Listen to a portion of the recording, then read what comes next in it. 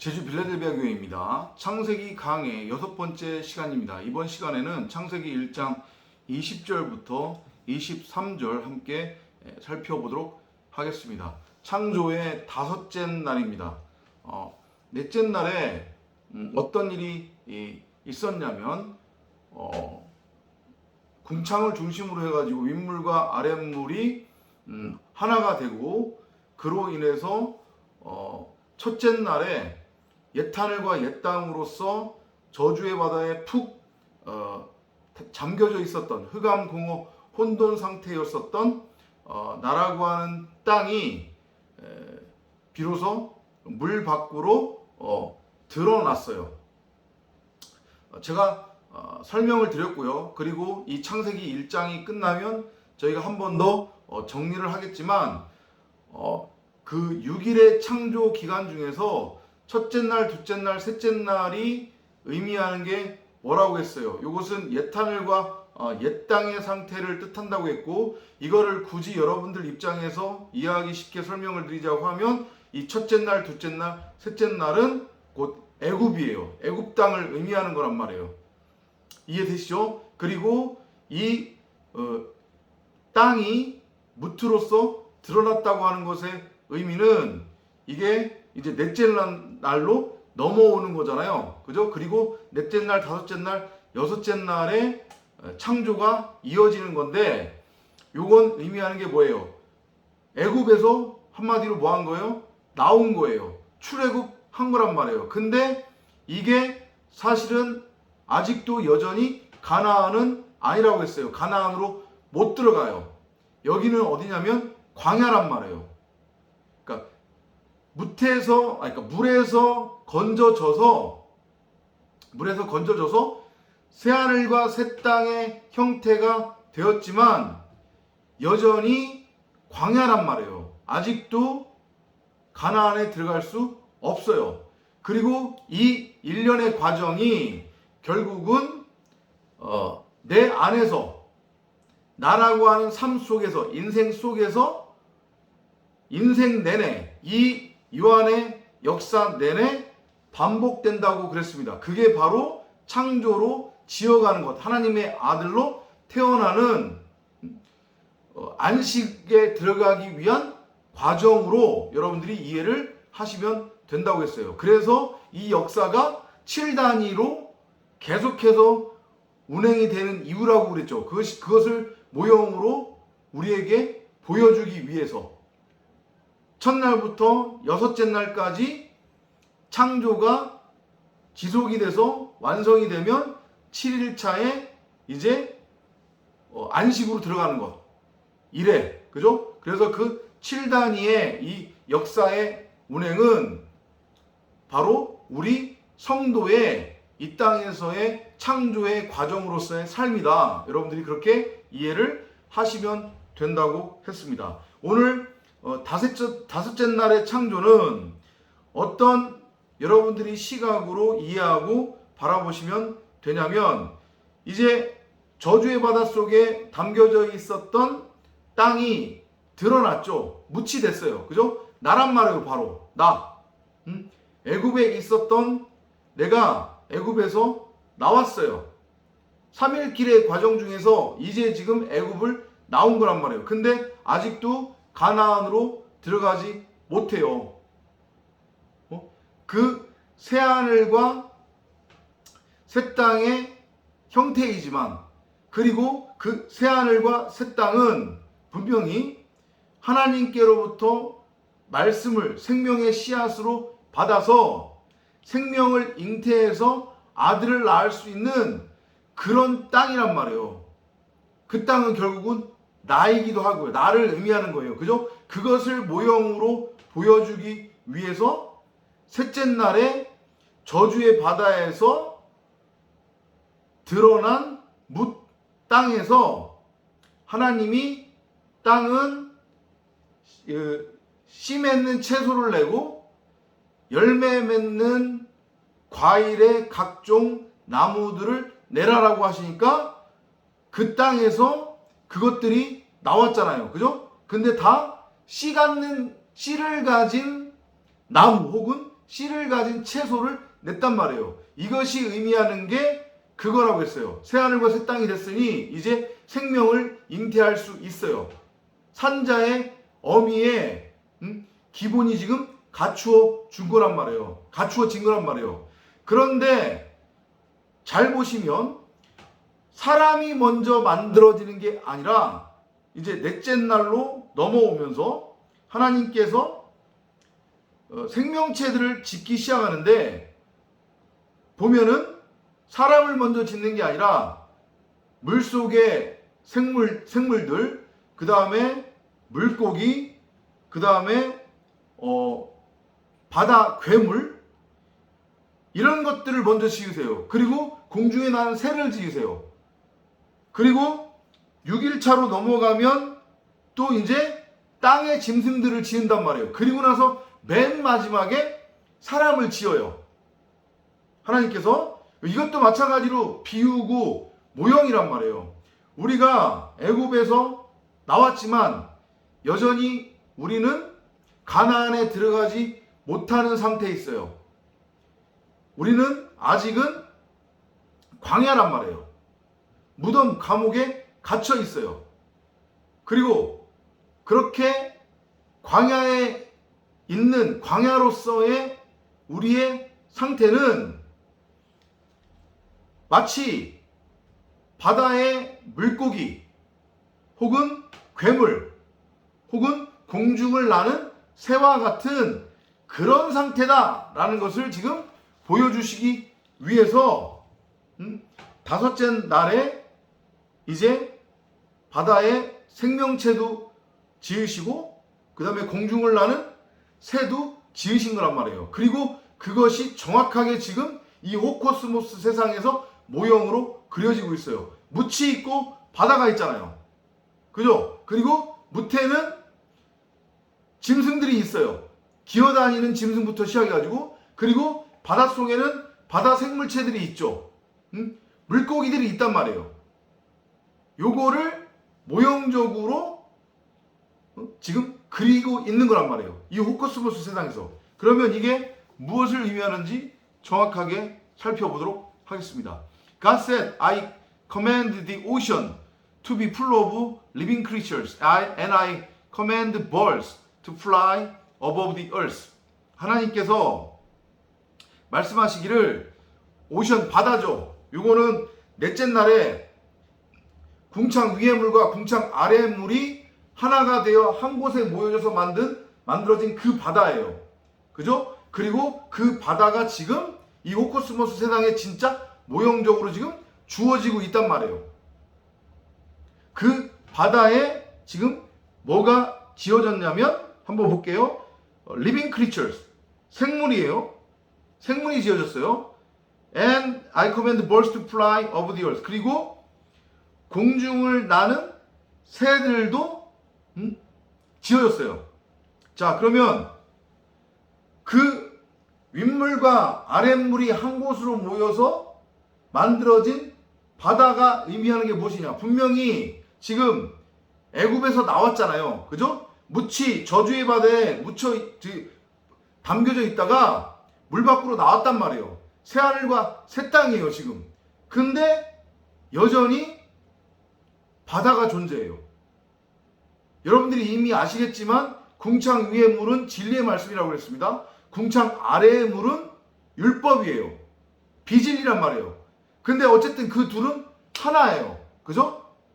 비진리를 통해서 진리를 깨닫는 것이고, 그렇게 되면 결국은 비진리가 진리고 진리가 비진리이구나, 이거를 알게 되는 것을 뜻하는 거란 말이에요. 선악과 나무가 생명나무고 생명나무가 선악과 나무구나, 예수가 그리스도고 그리스도가 예수구나, 이것을 모형적으로 보여주기 위해서 지금 윗물과 아랫물이 한 곳에 모여서 바다가 만들어졌는데, 근데 그것을 알고 깨닫기 전까지 이 윗물과 아랫물이 한 곳에 모여져서 만들어진 그 바다는 저주의 바다가 된단 말이에요. 부정한 물고기들이 살고 있는, 물고기는 어디서 태어나요? 알에서 태어나죠. 알은 부정한 동물이란 말이에요. 비진리에 매여 있는 존재, 하나님의 말씀을 호라워하지 못하는 존재, 그 존재를 부정하다라고 하는 의미로서 아래에서 태어나는 물고기로 비유를 하는 거예요. 그래서 지금 바다에 물고기가 지금 만들어진 거예요. 바다의 생물체가. 앞서서도 말씀드렸지만 분명히 새하늘과 새 땅엔 기본적으로 생명의 씨앗이 이제 뿌려졌어요. 떨어진단 말이에요. 그리고 그 새하늘과 새 땅에서는 하나님의 아들들이 잉태되어 하나님의 아들이 태어나요. 근데 그렇게 되기 위해서는 반드시 바다를 거쳐서 나와야 되는 거예요. 그것을 지금 보여주고 있는 거예요. 신약으로 넘어가면 예수님이 제자들을 모으시죠. 그죠? 근데 이 제자들의 직업이 하필이면 뭐였어요? 우리 많이 공부했잖아요. 다 어부였단 말이에요. 대부분이. 그죠? 바다에 고기를 낚는 어부였단 말이에요.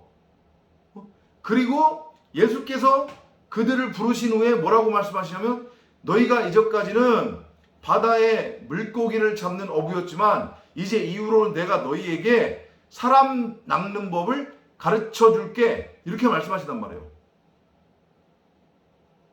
이해되시죠? 창조의 과정인 거예요, 지금. 넷째 날에 물속에 있던 땅이 드러났고, 그리고 물이 한 곳으로 모여 바다를 이루었습니다. 분명히 새하늘과 새 땅이에요. 그 새하늘과 새 땅에서는 하나님의 아들들이 잉태되어서 나아질 거란 말이에요. 그 새하늘과 새 땅은 그리스도여 교회인 나를 의미하는 거니까, 그걸 모형으로 그리고 있는 거니까. 그런데 그러기 위해서는 반드시 어디를 거쳐야 되냐면 바다를 거쳐야 되는 거예요. 저주의 바다에 묻혀져 있다가 그 애굽에서 광야로 나왔지만 여전히 우리의 처지, 우리의 상태는 바닷속에 있는 부정한 물고기예요. 거기에서 나는 부정한 물고기구나. 나는 결코 하나님이 될 수 없구나. 율법의 행위를 통해 내가 하나님처럼 될 수 있다고 이전까지 그렇게 착각했는데 나는 결코 율법의 행위를 통해서 하나님이 될 수 없고 하나님 흉내를 낼 수 없구나. 요거를 알고 깨달으면 그 바닷속에서 나오는 거예요. 그리고 반드시 나와야 돼요. 바닷속에서는 꼬리, 지느러미를 이용해서, 그죠? 자기 스스로가 왕노릇하며 살고 있었단 말이에요. 근데 이게 지금 새하늘과 새 땅이니까 말씀이라고 하는 그물이 그 바다에, 저주의 바다에 던져져요.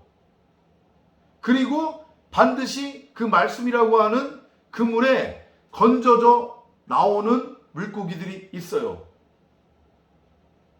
예수가 나사로가 매장된 무덤에 가서 나사로야 나와라 했을 때 나사로가 불려 나왔잖아요. 그죠? 그게 교회란 말이에요. 그것과 마찬가지로 목자의 음성을 알아먹는 저주의 바다에 있는 부정한 물고기들,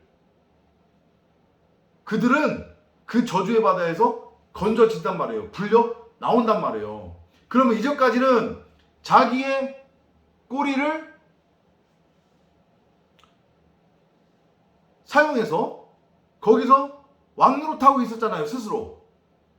그죠? 그런데 그 저주의 바다 물속에서 나왔죠. 그러면 물속에서 나왔기 때문에 더 이상 꼬리를 사용할 수 있어요, 없어요? 없어요. 사용할 수 없죠. 꼬리가 잘려져 나가는 거예요.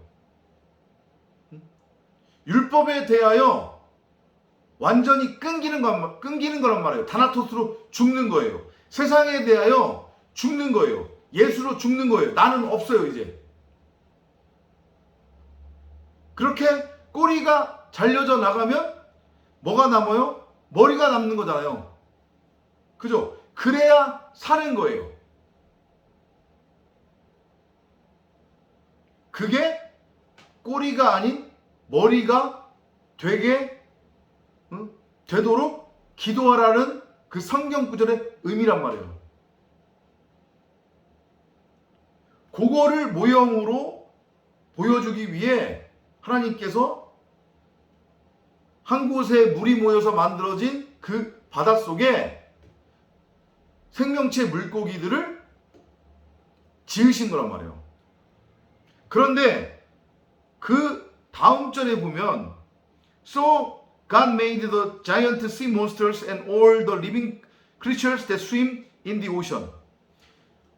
공중을 나는 새와 더불어서 그 바닷속을 헤엄쳐 다니는 모든 온갖 종류의 생물체를 만드시고 그 다음에 괴물도 만드셨대요. 그러니까 물속을 헤엄쳐 다니는 것은 말씀드렸지만 물고기의 형태를 띠는 것, 바닷속에서 하여튼 움직이는 것들은 다 모양만 다르지 제각각 자기만의 꼬리를 가지고 있단 말이에요. 그 꼬리를 움직여서 거기서 사는 거예요. 왕노릇 타는 거란 말이에요. 이해되시죠?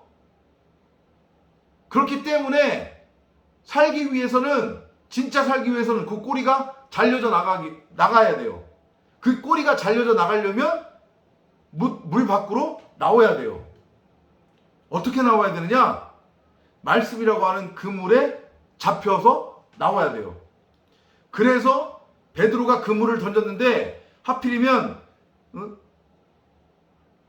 153마리의 물고기가 잡혔다고 그러잖아요. 그것도 의미가 있단 말이에요. 그 153이 의미하는 게 성전의 그 크기란 말이에요. 그게 성전의 크기.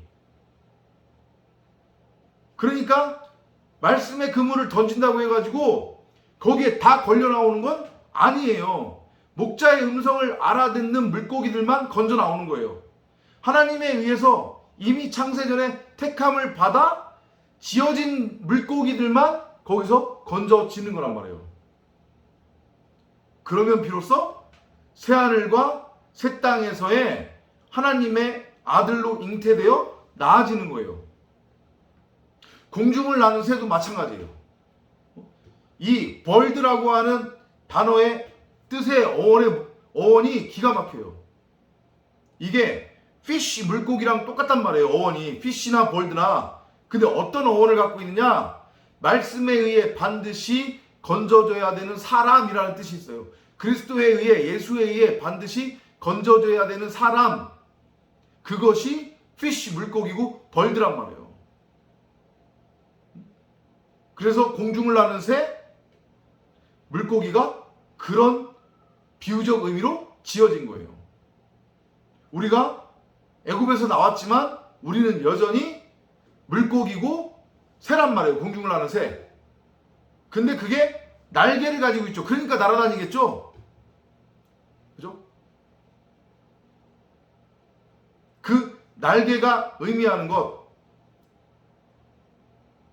이게 갈비뼈의 뜻이 있단 말이에요. 이렇게 덮는 거, 덮다. 돔, 궁창, 덮는 것. 그러니까 새는 새인데 날개가 달린 새라는 것의 의미는 뭐겠어요?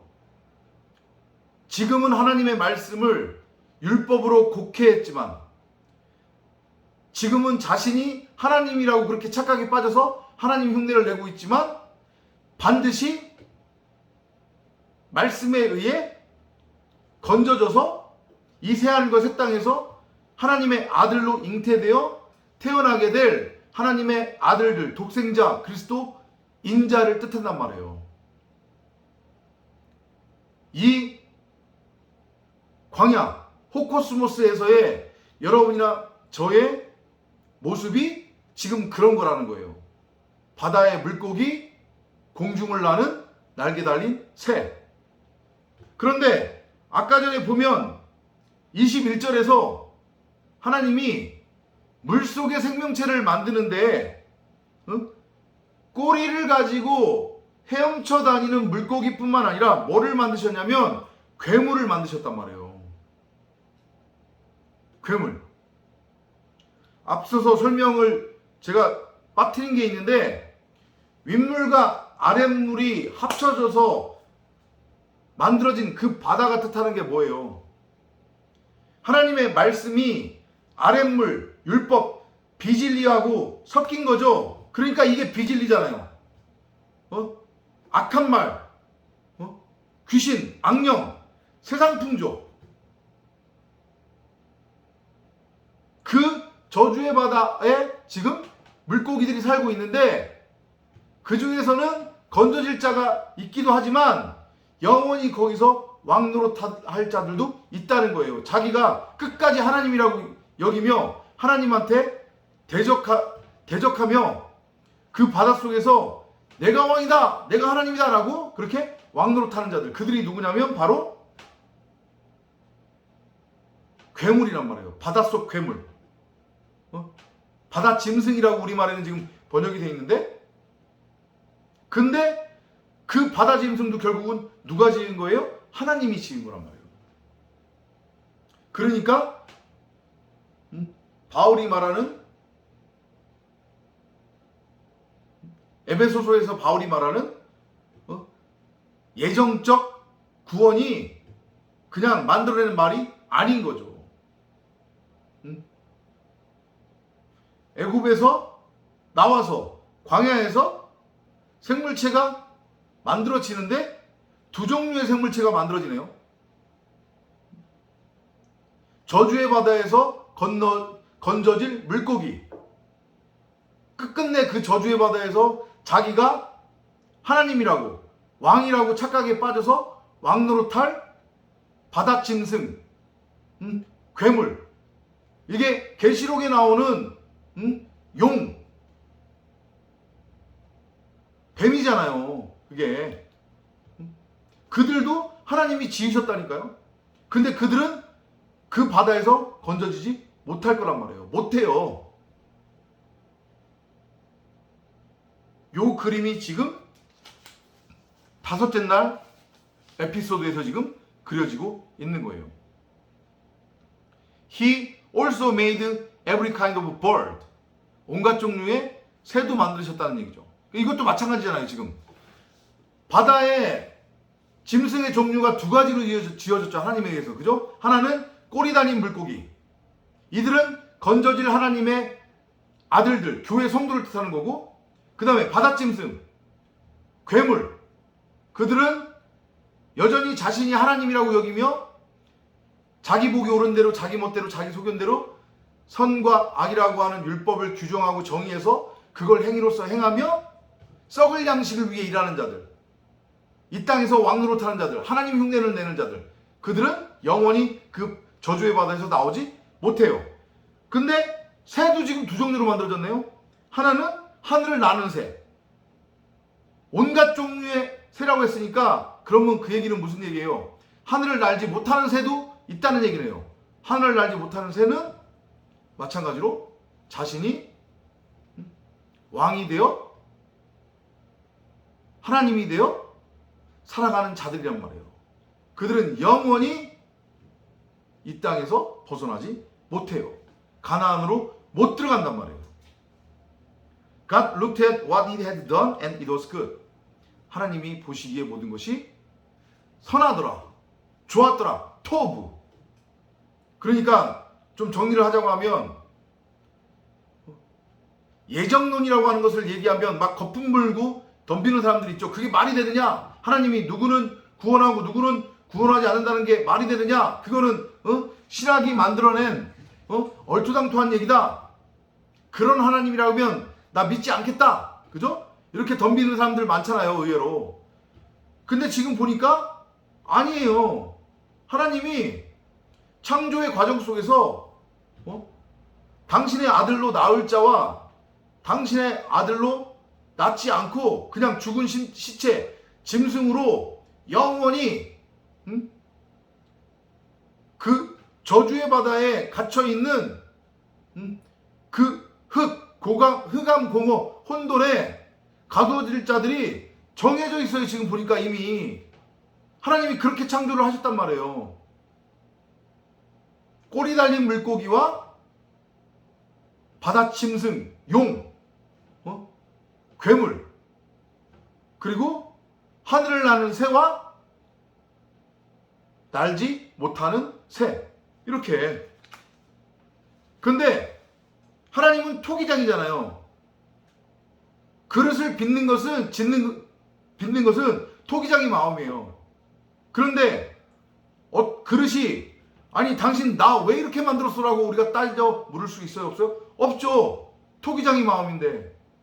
그리고 그 토기장이가 행한 모든 것들은 다 선한 거예요. 왜냐? 하나님은 선하신 분이기 때문에. 그래서 그 예정적 창조조차도 사람 입장에서는 차별로 보이는 그 창조조차도 하나님이 보시기에 좋았더라. 이렇게 지금 묘사가 되고 있는 거란 말이에요. Then he gave the living creatures his blessing. He told the ocean creatures to live everywhere in the ocean and the birds to live everywhere on earth. 그가 그 바다 생물들에게, 이거 보세요. 표현을 굳이 성경이 그냥 다 바닷속에 있는 생물체 아니면 물고기라고 표현을 하면 되는데, 헤엄쳐 다니는 바다 생물체와 자이언트 씨 몬스터를 따로 구분을 했단 말이에요, 지금. 그리고 복을 주시는데 자이언트 씨 몬스터에는 복을 주시지 않았어요. 헤엄쳐 다니는 리빙 크리처에만 지금 복을 주셨단 말이에요. 이해돼요? 무슨 얘기지? 제가 지금 영어로 설명드렸는데, 바닷괴물, 바다 짐승에게는 복을 안 주셨대요. 그리고 헤엄쳐 다니는 생물체에게만 복을 주셨대요. 뒤에서 나오겠지만 하나님이 생물체에게 주신 복의 의미가 뭐예요? 그 복은 바로 어린 양의 피를 부어 흠없고 점없는 온전한 11조 제물로 성별하는 거라고 했잖아요. 즉 당신의 아들로 성별하는 거라고 했잖아요. 그러니까 애굽에서 나와서 저주의 바다에 또다시 들어갔지만 그 저주의 바다에 들어간 생물체 중에 하나님의 아들로 건져질 자들이 있는 거예요. 그들이 누구라고 했어요?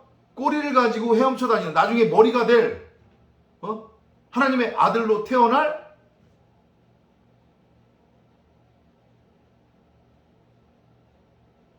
하나님의 후손들. 그죠? 반면에 바다짐승, 몬스터는, 괴물은 복을 받지 않았어요. 그러니까 그들은 하나님의 아들로 태어나지 못한다는 거예요. 그리고 마찬가지로 The birds to live everywhere on earth. 새들도 마찬가지로 땅에 거주하게 하셨대요.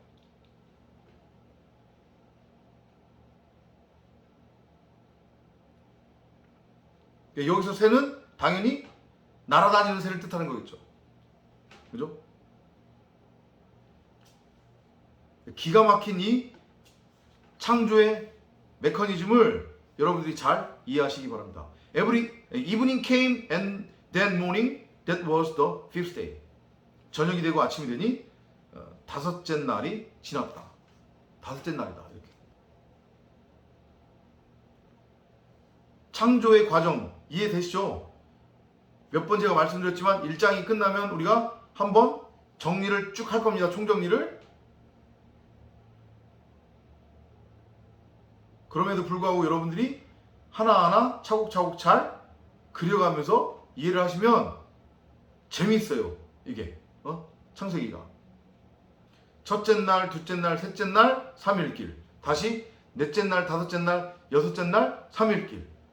그리고 하나로 완성. 온전하게 되는 거죠. 그죠? 그게 온전하게 된다고 하는 것이 뭐예요? 하나님이 보시기에 좋았더라. 토부. 바로 그게 영원한 안식이란 말이에요. 그게 창조예요. 우리는 처음에는 부정한 물고기, 공중을 나는 새로 지어졌단 말이에요. 처음에는 그렇게 그냥 혼으로 지어졌단 말이에요. 근데 이 혼이 뭐가 되는 거예요? 사람이 되는 거예요. 하나님의 형상을 닮은 사람. 여섯째 날 맨 마지막에 지어지는. 그러니까 바다의 물고기, 공중을 나는 새, 그 다음에 땅의 짐승으로 우리가 지어져서 넷째 날, 다섯째 날, 여섯째 날에 그 3일길을 이 인생에서 살고 다나토스로 죽어서 결국은 그리스도라고 하는 하나님의 아들, 장자, 사람으로 지어지는 거예요. 그게 바로 세 번째 성전, 영원한 안식. 요 과정 속에서의 각각의 의미들을 여러분들이 잘 묵상하고 생각해 보시기 바랍니다. 다음 시간에 또 찾아뵙도록 하겠습니다. 안녕히 계십시오.